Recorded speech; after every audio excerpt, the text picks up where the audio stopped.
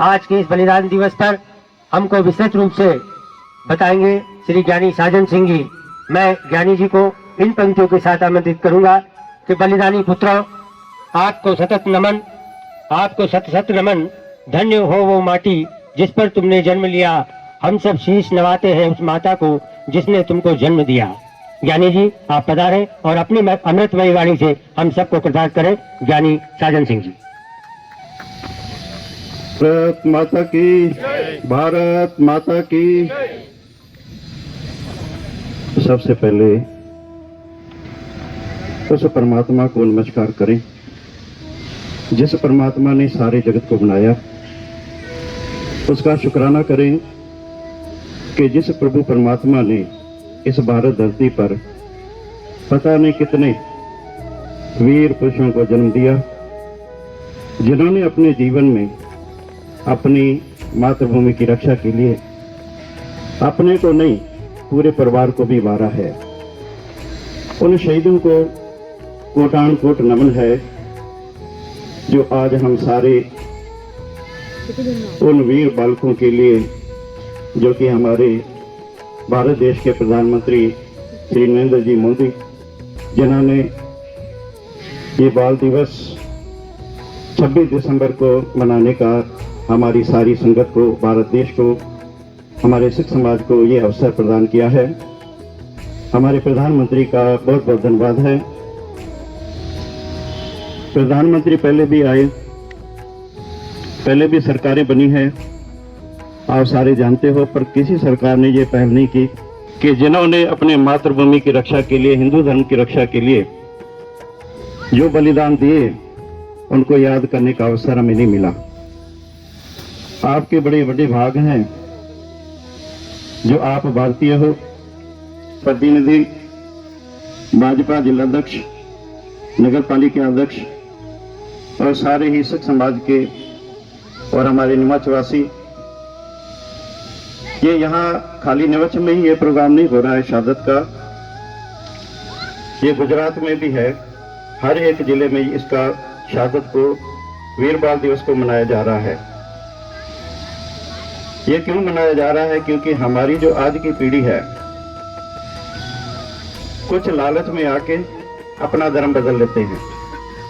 थोड़ी सी लालच कोई देता है, शादी ब्याह या किसी भी कारणवश अपना धर्म बदल लेते हैं थोड़ी लालच के लिए। पर आज जो हम जिन्हें याद कर रहे हैं, उनकी उम्र देखो और उनके कर्तव्य देखो, उनकी शहीदियां देखो। मैं 7000 साल पहले की बात एक बताता हूं। जब श्री रामचंद्र ने लंका पे चढ़ाई करके लंका को जीत के विभीषण को राज दिया, तो लक्ष्मण ने कहा कि ये सोने की लंका है, यहाँ स्वर्ग है, तो क्यों ना यहाँ रहा जाए, यहाँ हमारा जीवन अच्छा गुजरेगा। पर मातृभूमि की रक्षा करने वाले, मातृभूमि में पले बड़े होने वाले श्री रामचंद्र जी ने लक्ष्मण जी को बोला कि नहीं लक्ष्मण, सोना चांदी ये अलग चीज है, तो एक मातृभूमि जहाँ पे हमारा जन्म हुआ है, उसके बलिदान के लिए हमें अपनी मातृभूमि ही जाना पड़ेगा। ये सोने चांदी से हमारा कुछ नहीं होना है। फिर शुरुआत कलयुग में गुरु नानक से शुरू होती है, जो कि 1469 में गुरु साहब का जन्म हुआ। उन्होंने भी बाला मर्दाना हिंदू मुस्लिम को लेके सारे जगत को तारा। आप सभी जानते हैं इस इतिहास को। जितने भी गुरु हुए हैं, 10 गुरु ने भारत के लिए एक एक टाइम अपना दे के, शहीदियां दे के इस भारत की संस्कृति को बचाया है। 5वें गुरु गुरु अर्जन देव साहिब जी, उस समय भी जहांगीर का शासन था, तो जहांगीर के शासन के आगे, जहांगीर की नंगी तलवार के आगे भी गुरु अर्जन देव जी ने अपना धर्म नहीं बदला। तपती तवी पे बैठे, उसके शीश पर, सर पर गर्म रेत डाली गई, बहुत यातनाएं दी, और गुरुओं ने धर्म नहीं बदला। गुरु तेग बहादुर साहिब, जिनके समय में औरंगजेब का राज रहा, मुगल का, इतना क्रूरत भरा अधर्मी बंदा था, जिसने अपने राजपाट के लिए अपने भाइयों को मरवाया, अपने पिता को भी जेल में रखा, उससे धर्म की बात कौन कर सकता है? ऐसे अधर्मी को इस भारत में रहने का कोई हक नहीं है। तेग बहादुर साहब जी के समय में हिंदुओं पर अत्याचार हो रहे थे। 1.25 मन जनेऊ इकट्ठे करके फिर उसने खाना खाना होता था औरंगजेब में। इतनी क्रूरता। और जो कोई धर्म नहीं कबूल करता था उसका कत्ल किया जाता था। इतना कुछ भारत देश में हो रहा था। आखिरकार औरंगजेब की नजर कश्मीर के पंडितों पर पड़ी कि अगर मैं कश्मीर के पंडितों को मुसलमान बना देता हूं तो पूरा भारत देश इस्लाम कबूल करेगा, क्योंकि वहां कट्टरवाद था। वहां के पंडित उस प्रभु परमात्मा पे विश्वास करते थे जिसने सारी जगत को बनाया है। जब वहां पे पंडितों को खबर मिली तो कृपा राम ने अपने अंदरूनी ही उस प्रभु परमात्मा के आगे बेनती की कि कोई है इस भारत देश में जो हमारे धर्म की रक्षा करेगा। तो मन ही मन में उनको एक संदेश इशारा मिला कि अब जो इस धर्म की रक्षा के लिए जो गुरु हैं वो गुरु तेग बहादुर साहिब हैं, जो कि अनंतपुर साहब की धरती पर विराजमान हैं। जो उनके पास जाया जाए तो ये धर्म बच सकता है, नहीं तो धर्म ही नहीं बचेगा। तो सारी समझ आएगी। कृपा राम की अगुवाई में 500 पंडित का जत्था अनंतपुर साहब आता है। गुरु साहब अपने सिंहासन पे होते हैं। कृपा राम जी बोलते हैं कि आज हालात ये हो गए कि हम अपने धर्म को नहीं बचा पा रहे हैं। अधर्मी मुगलों ने हमारे कई पंडितों को मार दिया है, कईयों को कत्ल करके जनेऊ उतार दिए हैं, कई मंदिरों को तोड़ दिया है। आप हमारी रक्षा करें। 9 साल की उम्र में गोविंद राय जो गुरु गोविंद सिंह थे, उस टाइम 9 साल की उम्र थी। तो गुरु तेग बहादुर साहब जी ने कृपा राम को कहा कि कोई महान पुरुष हो जो निडर हो, जो मौत से ना डरे, अगर उसका बलिदान दिया जाए तो तुम्हारा धर्म बच सकता है। 9 साल की उम्र में गोविंद राय ने गुरु तेग बहादुर को बोला कि आपसे बड़ा यहाँ पे कौन है जो इनकी रक्षा कर सकेगा।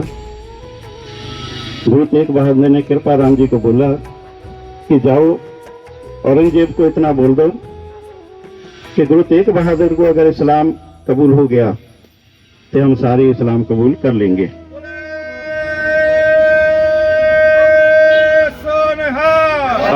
श्री अकाल।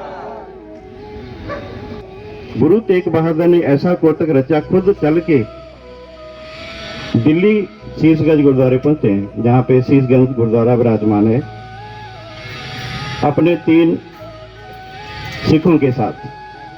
3 सिख कौन से? भाई दयाला जी, भाई सतीदास, भाई मतीदास। गुरु जी को पिंजरे में बंद किया हुआ है। पिंजरा भी कैसा कि ना ही सीधा खड़ा हो सकता है आदमी, ना ही बैठ सकता है। ऐसे पिंजरे में गुरु जी को बंद किया हुआ है। उन्होंने 3 जो गुरसिख थे, पहले भाई दयाला को उन्हीं के सामने उबलती देग में डाल दिया। पर वो सिखों की करामात देखो।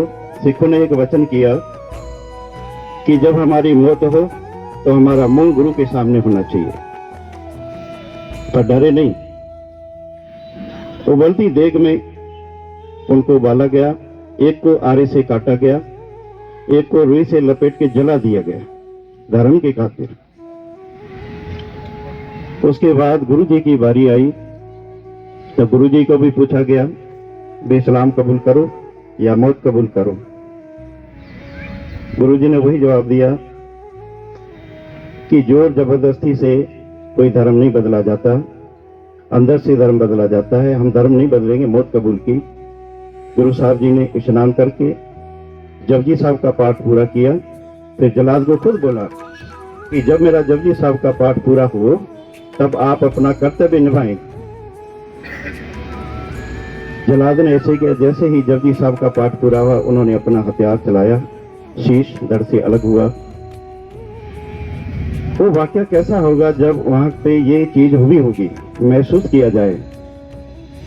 आज तक इतिहास में ऐसी चीजें हमने कभी नहीं पढ़ी कि ऐसी शहादत हो। उस शहादत से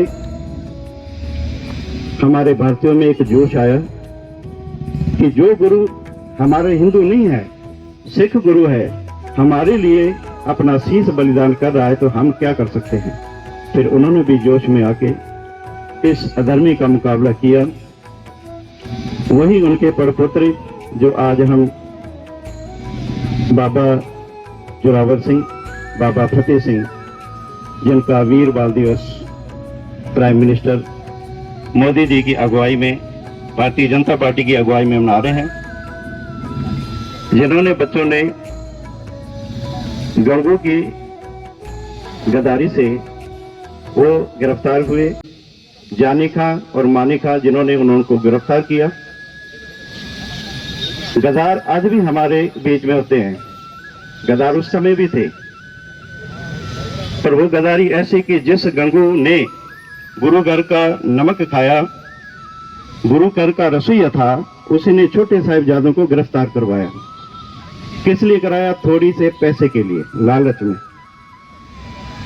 जब वो गिरफ्तार हुए, पहले दिन उनको यातना देने के लिए ना भोजन दिया गया, माता गुजर कौर उनकी दादी साथ में थी, ना उनको बिस्तर पानी दिया गया। उस समय ठंड आप पंजाब की देखेंगे तो ये हड्डियां गला देती है, ऐसी ठंड है। तो वो बुरुज जहाँ पे बच्चों को रखा गया था, दादी को रखा गया था, वो बुरुज ऊंचाई पे था, वहां पे शीत लहर आती थी। ये नहीं, उसके नीचे से एक नदी भी है जो होर बुरुज को ठंडा करती है। उस समय 2 रातें के सामने लाने के लिए हुई और देश के बच्चों को प्रेरणा देने के लिए साहिबजादे प्रधानमंत्री नरेंद्र मोदी ने पहल की। साल 2022 में 26 दिसंबर को वीर बाल दिवस कोई घोषित पानी किया। नहीं दिया गया, कोई अन्न का दाना नहीं दिया गया, 3-4 दिन भूखे। वही के एक मोती मेहरा, जिनको दया आई कि बच्चे 2-3 दिन से भूखे हैं, उनको दूध दिया जाए। 1 कटोरी दूध देने के लिए उन्होंने कईयों को मोहरें दी, कईयों को लालच दिया, तब जाके उन बच्चों तक वो दूध, 1 कटोरी दूध पहुंचा। पर उस 1 कटोरी दूध की कीमत उनको कैसे चुकानी पड़ी मोती मेहरा को, कि सारे परिवार को वजीर खान ने कोलू के अंदर डाल के, जिसमें गन्ना पीसा जाता है, रस निकाला जाता है, सारे परिवार को कोलू में डाल के पीस दिया। 1 कटोरी दूध की कीमत चुकानी पड़ी परिवार को। पर वजीर खान तस से मस नहीं हुआ। वजीर खान ने दोनों बच्चों को बुलाया, उनको बड़ी लालच भी दी कि जो तुम इस्लाम कबूल कर लोगे, तुम्हें यहाँ का शहंशाह बना देंगे, बड़े अच्छे तरीके से तुम यहाँ रहोगे, बादशाही की तरह यहाँ पे शाही खाना मिलेगा। पर बच्चों ने एक ही दिया कि हमें अपना गुरु गोविंद सिंह प्यारा है, हमें हमारा भारत देश प्यारा है। वो अटल रहे अपने धर्म के, तो इस्लाम कबूल नहीं किया। वजीर खान ने दोनों बच्चों को झुकाने के लिए जब कचहरी में पेश किया, तो कचहरी का पूरा दरवाजा बंद कर दिया, एक छोटा दरवाजा खुला रखा कि इन बच्चों को झुक के आना है, हमें सलाम करेंगे। पर वो शेर बच्चे बाबा जोरावर सिंह भाई, बाबा फतेह सिंह, जब उनकी एंट्री होती, जब वो अंदर छोटे गेट में आते हैं, तो उनकी पावन चरण जुतियां बाहर निकलती है, सर बाद में आता है। उन्होंने अपनी फतेह बुलाई, वाहिगुरु जी का खालसा, वाहिगुरु जी की फतेह। फतेह बुलाने के बाद ही पूरी कचहरी में शांति का वातावरण हो गया। 2-3 दिन यातनाएं करने के बाद जब बच्चे नहीं माने, निडर रहे, अडोल रहे, आखिरकार उस निधर्मी ने, वजीर खान ने एक फैसला सुनाया कि इनको जिंदे जी दीवार में चुनाया जाए। उन 2 बच्चों ने निडरता का वो सबूत दिया, धर्म के खातिर निडर होकर दीवार में चुनवा रहे हैं, पर चेहरे पे शिकस्त नहीं है, कोई डर नहीं है। जब दीवार चुनवा देती जाती है, पूरी बंद की जाती है, फिर वो दीवार गिर जाती है, फिर भी वो बेहोश हो जाते हैं, फिर भी जान होती है। पर निधर्मी ने उसके बाद भी उनका कत्ल किया, उनको शहीद किया, उसी समय एक ऐसा प्यारा जो जैन समाज से है,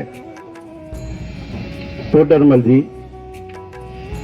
क्योंकि वजीर खान का था ये कि अभी ये कत्ल कर दिए गए, अब इनकी कोई अंतिम क्रिया जो होती है वो नहीं करने देनी है, वहीं पे छोड़ के आ गए कि इनको कोई भी जानवर खा जाएगा। पर उस टोडरमल की हिम्मत देखो, जो उसमें उस समय उनका रुतबा था। तो टोडरमल ने 12 फुट 1 स्क्वायर फुट जो जगह उनकी संस्कार के लिए लेने के लिए उन्हें अपना सारा कुछ बेचना पड़ा, क्योंकि वजीर खान का जो शर्त थी वजीर खान की कि जगह पर सोने के सिक्के बिछा के आप उतनी जगह ले सकते हैं, तो उस पर आप ये बच्चों का संस्कार करेंगे, अंतिम संस्कार। पर पहले शर्त थी नीचे बिछा के सिक्के जगह लेनी है, बाद में उनकी और लालच बढ़ी कि नहीं, सिक्के खड़े होने चाहिए। फिर उन्हें सारे अपनी लड़की का दहेज जो जितना दोनों भाइयों ने इकट्ठा करके बोरे भर भर के सिक्के इकट्ठे किए, वो खड़े सिक्के बिछा के वो 12 फुट स्क्वायर फुट जमीन जो आज की डेट में उसका कोई मूल्य नहीं है, बहुत अमूल्य जगह है, वो जमीन खरीद के वो सिक्के सारे वजीर खान के सिपाही ने उठाए, उस जमीन पे साहिबजादों का संस्कार किया। आज तक इतिहास में नहीं मिलती। कहते हैं ना, गुरु तेग बहादुर साहिब जी नहीं होते तो आज हम के कहीं और ही होते, ना ये धर्म होता, ना ये मंदिर होते, ना मथे पे टीका होता, ना जनेऊ होता, कुछ भी नहीं होता। गुरु तेग बहादुर की शहादत ने हिंदू धर्म की रक्षा, भारत की संस्कृति को बचाया है। ऐसे महान गुरु का, उनके बच्चों का शहीदी दिहाड़ा आप सारे उसमें हाजिर हुए हैं। आप सबका भी बहुत बहुत धन्यवाद है। भारतीय जनता पार्टी का, अपने सिख समाज विकास समिति का तहे दिल से धन्यवाद है कि हर साल, ये पहला साल है, इतनी जानकारी नहीं थी, जो भी संगत आई है, पर आने वाले समय में ये बड़े स्तर पर शहीदी दिहाड़े पूरे भारत में मनाए जाएंगे। आज की पीढ़ी के लिए मैं इतना ही कहूंगा कि पहले तो अपना धर्म पक्का बनाओ, चाहे वो हिंदू है, मुसलमान है, सिख है, ईसाई है, क्योंकि ये पूरा भारत देश जो हमारा है एक फुलवाड़ी है। हर एक रंग के फूल फुलवाड़ी में है। पहले अपने धर्म को हम पक्का बनाएंगे, तभी तो हम दूसरे धर्म का सत्कार करेंगे ना।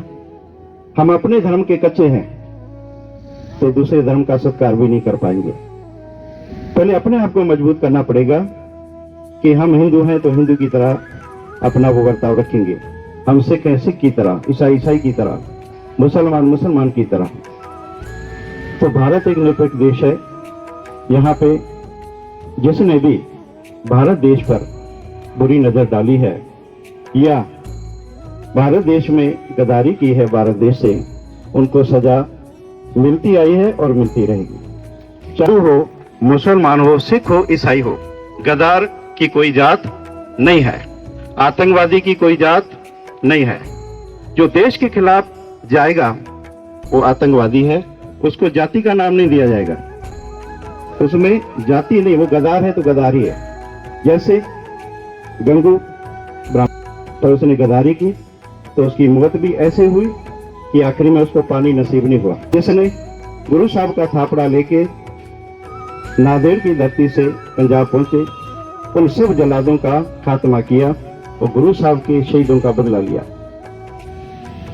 तो आज हम जो भारत देश में आजाद हैं, स्वतंत्र हैं, ये सब महापुरुषों की शहादत का नतीजा है, उनकी कमाई का नतीजा है, जिन्होंने अपने परिवारों को वार के इस भारत देश की लजपत बचाई। इस हिंद की चादर गुरु तेग बहादुर को इसीलिए कहा जाता है कि उन्होंने सारे भारत देश को अपनी चादर से लजपत को ढक लिया। ऐसी महान शहादतों को हम हमेशा ही अपने दिल में रखेंगे, क्योंकि शहादत उसी की होती है जो कमजोर नहीं होता, धर्म का पक्का भी होगा। इसलिए सर्वप्रथम हमें अपने निमच में, क्योंकि शुरुआत तो निमच से करनी पड़ेगी ना, कि निमच में ऐसा भाईचारा है मेरे को और कहीं नहीं मिला। चाहे गोरा समाज है, चाहे हिंदू समाज है, सारे समाज अपने एक दूसरे की मदद में रहते हैं। एक दो छोटी मोटी घटना होती है उसकी परवाह नहीं, लेकिन भाईचारा बहुत है। इसी भाईचारा को लेके भारत देश हमारा आगे बढ़ेगा और भारतीय जनता पार्टी का ये जो उपराला है ये इनका कामयाब होगा। और मैं सब जितने भी यहाँ पे हमारे सिख समाज विकास समिति के, हमारे भारतीय जनता पार्टी के सारे इकट्ठे हुए हैं, मैं अपनी तरफ से उनका सबका धन्यवाद करता हूँ। जी आया कहा जाता हूँ कि सतगुरु परमात्मा सब पे कृपा बना के रखें और सब ही अपने अपने धर्म में रह के भलाई का काम जहाँ पे देखे कोई लोड़ है, कोई चीज बनानी है, धार्मिक बनानी है, कोई उसमें अपना सहयोग दे। उसमें हिंदू मुसलमान सिख ईसाई नहीं आना चाहिए, क्योंकि धर्म अलग है, धर्म का विषय अलग है, राजनीति का विषय अलग है। इसलिए हम सबको रल मिलके इस अवसर को और बेहतरीन बनाने के लिए सभी धर्मों के जो हम पर्व मनाते हैं, चाहे नगर कीर्तन है या माता के जागरण होते हैं, इतनी ही बेनती मेरी आप सबसे है। बहुत बहुत धन्यवाद सबका, जो मेरे को सबके दर्शन यहाँ पे प्राप्त हुए हैं। मैं सबका धन्यवादी हूँ। जो मेरे को यहाँ अनजान है, कोई बात ऐसी निकल जाती उसके लिए क्षमा। और आपके इसमें ही निकले हुए हम, कोई गुरु नहीं मानते अपने आप को, जो हमें बाबा ने दिया है वो आपको हमने बताया है। और इतिहास में ये चीजें हैं, आप गूगल खोलें, कहीं भी खोलें, ये चीजें आप और बेहतरीन अच्छी तरह से आप देख सकते हैं कि जो हमारी भारत माता के लिए जिन्होंने बलिदान दिया है, भले हमारी संख्या 2% है, पर बलिदान में देखेंगे तो 86%।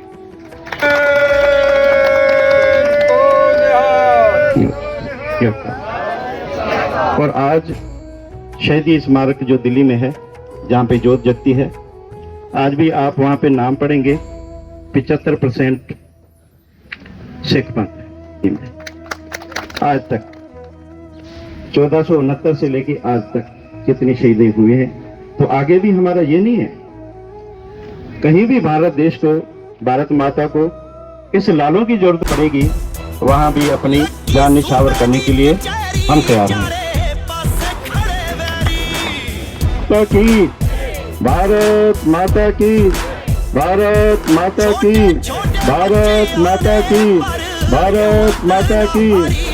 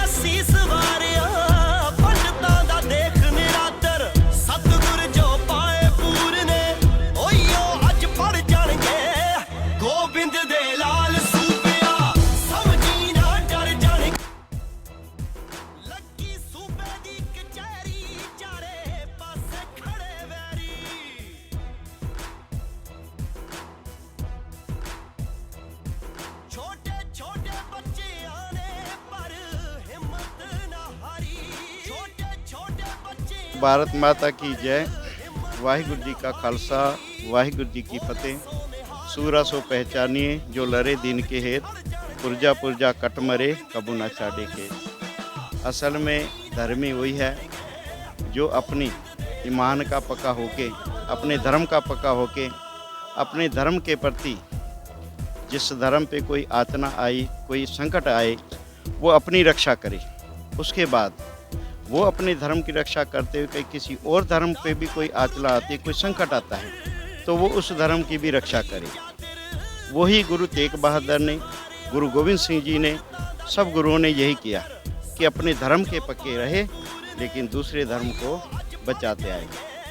क्योंकि ये हमारा मूल अधिकार है कि हम अपने तकड़े रहेंगे ना, हम अपने धर्म के पक्के होंगे ना, तो ही हमारा धर्म बचेगा, नहीं तो धर्म नहीं बचेगा। धर्म कैसे बचाए वो आपको सब पता है, शहीदियाँ दे के ये धर्म को बचाया गया है। आज उस धर्म को हम आज की डेट में कहें कि हम ऐसे बचा ले, नहीं बचेगा। ये गुरुओं ने शहीदी दे के धर्म को बचाया है। तो आज के बच्चों को हम यही शिक्षा देते हैं कि और कहीं जाने की जरूरत नहीं, अपने इष्ट गुरु को मत छोड़ो, जिसको भी मानते हैं। ये नहीं मैं कह रहा कि आप इसको मानो, आप शिव को मानते हैं, आप कृष्ण को मानते हैं, आप अल्लाह को मानते हैं, आप वाहिगुरु को मानते हैं, पर इष्ट गुरु एक नाव तो बनाओ जिसमें सवार हों। तो एक पल्ला पकड़ के चलेंगे ना तो ही हमारा पार उतारेगा। आज यहाँ मत्था टेक लिया, आज वहाँ मत्था टेक लिया, इससे धर्म नहीं बनता। धर्म वो बनता है कि एक इष्ट गुरु, उसके आगे मत्था टेको, बाकी सबका सत्कार करो। धर्म यही सिखाता है और किसी भी धर्म को जोर ज़बरदस्ती से आप बदल नहीं सकते। ये कानून में भी है और उस परमात्मा की दरगाह में भी है। तो इसलिए धर्म के खातिर जो लड़ाई हुई है वो गुरुओं ने लड़ी है। बाकी पीछे और लड़ाइयाँ हुई हैं, पर वो जोरू के पीछे लड़ाई हुई, ज़मीन के पीछे लड़ाई हुई है और कई राजपाट की लड़ाइयाँ हुई हैं। पर ये लड़ाई जो गुरुओं ने लड़ी थी ये धर्म के खातिर थी लड़ाई, और उसमें वो सफल रहे। हर युद्ध जीते, सरसा नदी पे टकराव किया, पानी में लड़े, शहीद हुए, पर अपना हार नहीं मारा। 7 पीढ़ी मुगलों की खत्म हुई है। 7 पीढ़ियों को ख़त्म किया है गुरुओं ने, वो हुमायूं अकबर से लेके और ये 7 पीढ़ियाँ मुगलों की गुरुओं ने ख़त्म की है। जो वो नहीं होता तो आज हम भी नहीं होते। बहुत बहुत धन्यवाद आपका।